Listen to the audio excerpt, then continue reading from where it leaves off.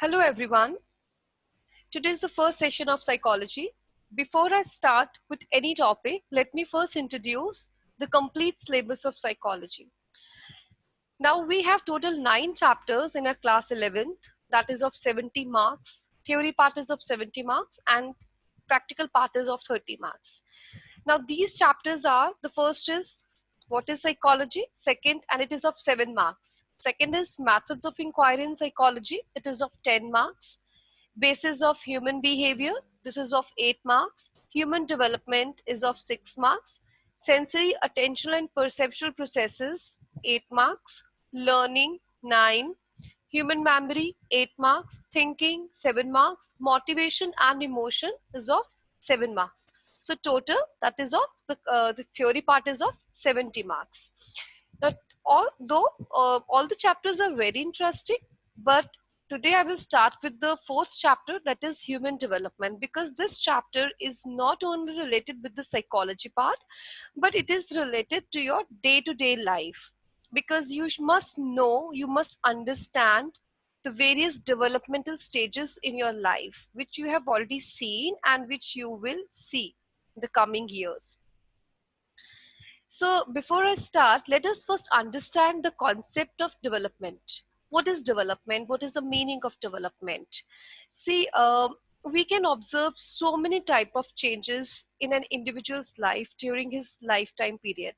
Over a period, human grows, develops, learn to communicate, walk, read, write, learn, knows what is right, what is wrong, and human beings also make friends, get married, rear children, and so on. So these are the changes we can see. These are the various developmental tasks that take place in a human life. So now, if we find out the result, so what is development? In a short form, we can say it is progressive. Development is the pattern of progressive. It is orderly. It is predictable. Now, how come it is progressive? Progressive means it, it is a continued process which never stops. It is always, it keeps on going. Development never stops. Even when you wake up tomorrow, there some change you will find, either in your thinking process or in the emotional aspects or in your biological aspects. So you can see day-to-day changes in your life. That is a development. The next is your orderly. That means development always take place in a sequence manner. We start from the conception, then the infants, and so on till death. It is predictable. We can predict the change. We can predict that which change or what type of change is going to happen in an individual, because there are few changes which are common in the human species as well as in the other species too. Now it begins at the time of conception. That means the development process starts in the womb of a mother and it continues throughout the life. Now, after the completion of the meaning of development, let's move on to the next topic, that is processes of development. Our development is based on 3 processes. The first is biological process, second is cognitive process, and the third is socio-emotional process. Now, let's start with the biological process. When we talk about biological, it is related with our body. It is related with our height, weight, genetic change that take place during the complete lifetime.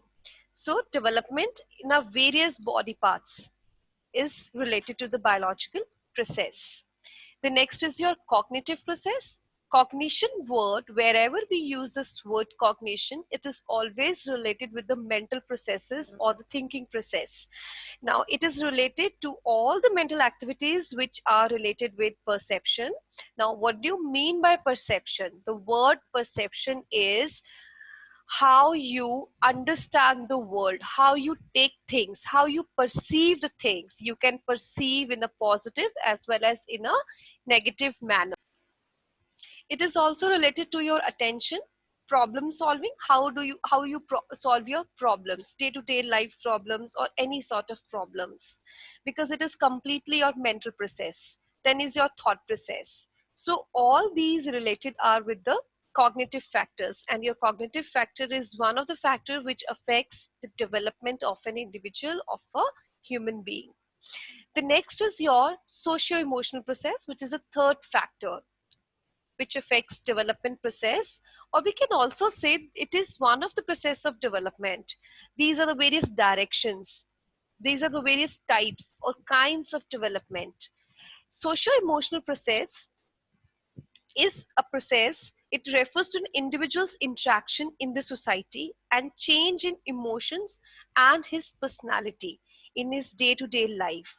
For example, we can take one example like a mother, a child hugs to her or his mother, a young girl's affectionate gesture to her or his sibling, or an adolescent's sorrow at losing a match. All of the reflections of socio-emotional processes deeply involving human development.